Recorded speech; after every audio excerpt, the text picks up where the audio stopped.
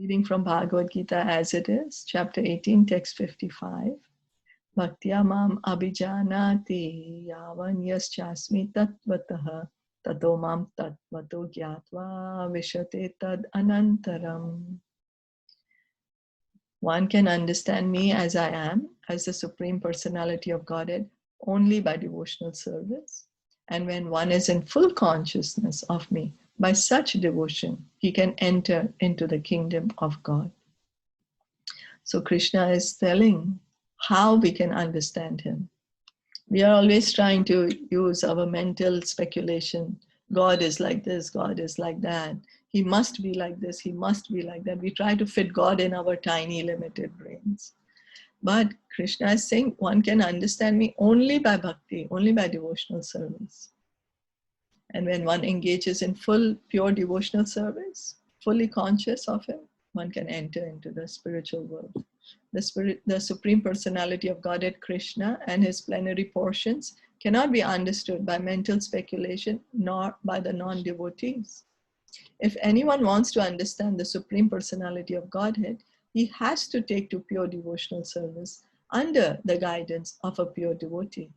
And what are the beginning? How does pure devotional service begin? We start with hearing and chanting. There are 9 processes, and for us, the most relevant is hearing and chanting, worshipping the deity, remembering Krishna, offering prayers. These are very relevant to us. Otherwise, the truth of the personality of Godhead will always be hidden. As already stated in Bhagavad Gita 7.25, Naham Prakashya Sarvasya. He is not revealed to everyone. No one can understand God simply by erudite scholarship or mental speculation. Only one who is actually engaged in Krishna consciousness and devotional service can understand what Krishna is. University degrees are not helpful. So why Krishna reserves this right that one will be able to understand Krishna only by bhakti, or not by just thinking how he is, how is God, what's his name? Because when we are just trying to imagine, we actually don't want to know him. We don't want to know him. We are just projecting what we think he is. So Krishna says, well, you don't want to actually know me, so then it's okay. So I will not reveal myself to you. But when we are engaging in bhakti, we actually want to know Krishna. We want to be with him. That's why we are engaging in bhakti. So the more we want to be with Krishna, the more we want to understand him, the more he reveals himself. So it all depends on our desire. What do we want, That's a choice. Each and every individual has this choice. And the choice is given to us by Krishna himself. One who is fully conversant with the Krishna science becomes eligible to enter into the spiritual kingdom, the abode of Krishna. Becoming Brahman does not mean that one loses his identity. So many people say, oh, I am on the Brahman platform.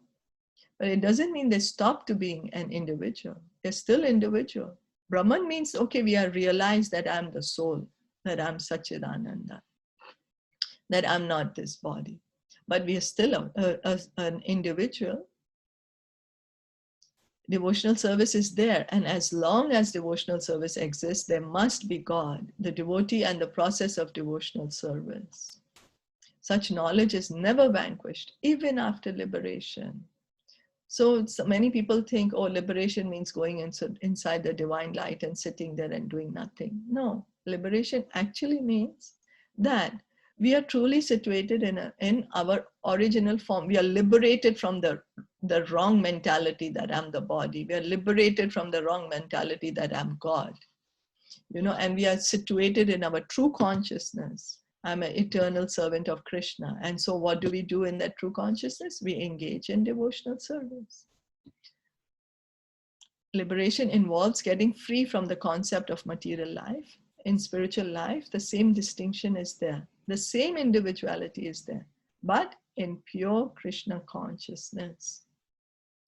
So when we are doing everything for the pleasure of Krishna, Krishna will be happy if I do this. Krishna will be satisfied if I do this. Srila Prabhupada will be happy if I do this. When we are doing with that consciousness, then that is pure Krishna consciousness.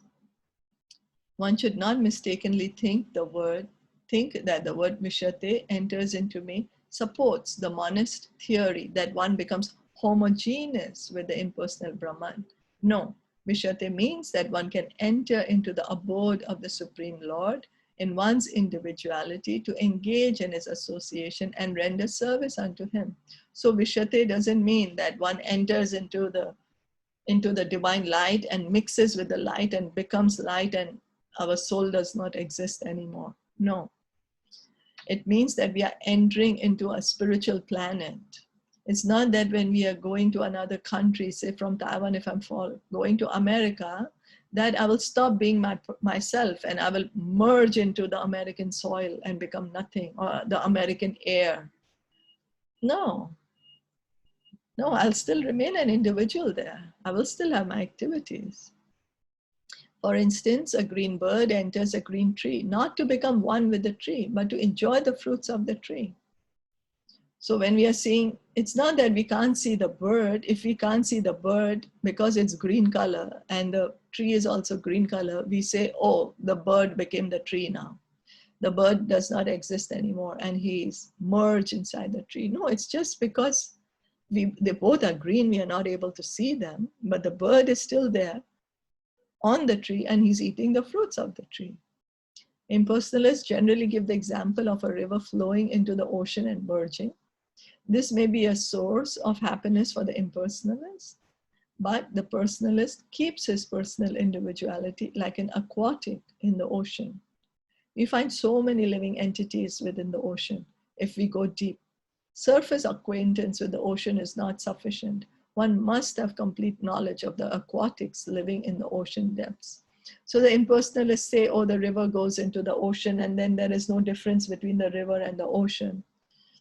You know, that there is, the water is just mixed up. And so there is no difference between the river water and the ocean water at that time. But a devotee, they don't want to merge into any light or anything. They want to become the aquatics which are inside the ocean. They want to dive into the ocean of devotion, you know, the ocean of joy, the ocean of happiness. They want to go deep into that.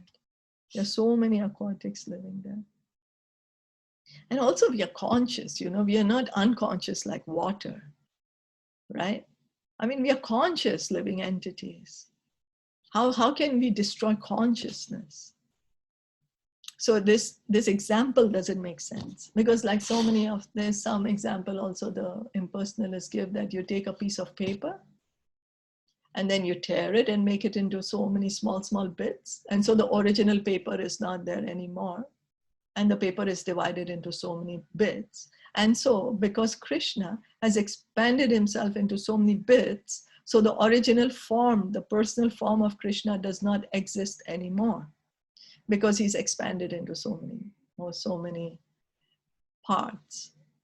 But what is the flaw with this philosophy? It's that the paper is not conscious. Krishna is not paper, he's the supreme conscious being. We cannot compare ourselves. Can we compare ourselves to a paper? No, we can't. So these examples in themselves are faulty. Because you have to compare an apple with an apple. We can't compare an apple with a mobile phone. Doesn't make sense, right? So, is that clear? Yes. Okay, thank you. Because of his pure devotional service, a devotee can understand the transcendental qualities and the opulence of the Supreme Lord in truth. As it is stated in the 11th chapter, only by devotional service can one understand. The same is confirmed here.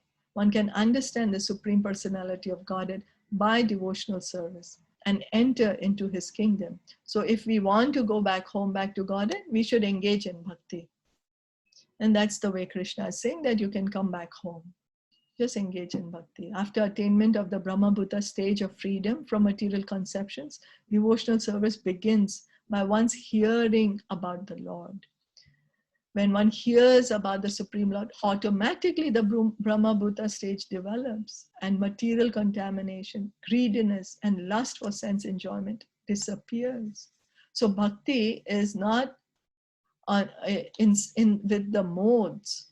You know, the minute we engage in bhakti, it's transcendental. We are situated on the platform of the soul. The minute we are hearing about Krishna, it's transcendental. As lust and desires disappear from the heart of a devotee, he becomes more attached to the service of the Lord. And by such attachment, he becomes free from material contamination. So right now, our attachment is to this material world, to this body, to our desire to enjoy in this material world.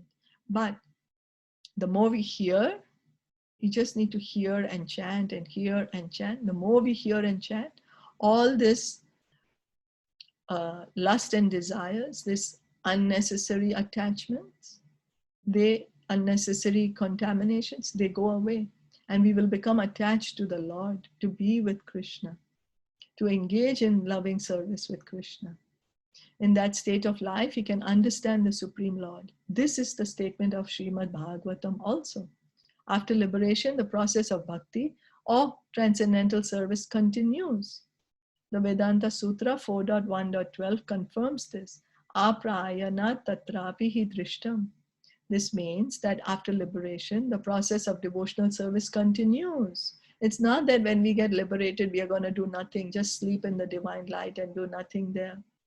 No, liberation means that we are going to be face to face with Krishna, engaging in devotional service to Krishna. And so that's why a pure devotee is even liberated while living in this material world. We do not have to give up our body to become liberated.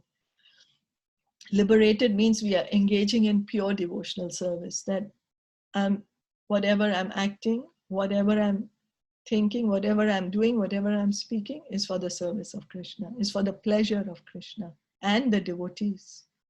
In the Srimad Bhagavatam, real devotional liberation is defined as reinstatement of the living entity in his own identity, his own constitutional position. So, and that is our true position.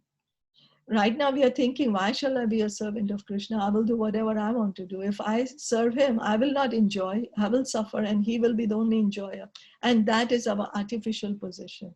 That is our conditional position. Our true position is being situated in our relationship with Krishna.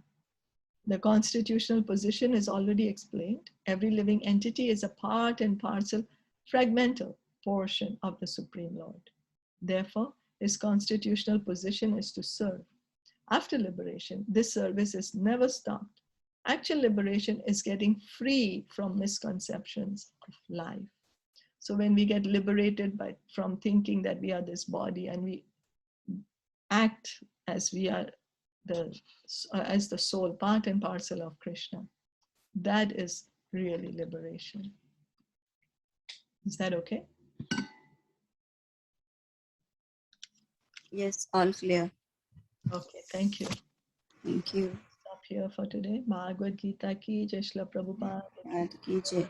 Hare Krishna. Thank you so much for Krishna. Thank you.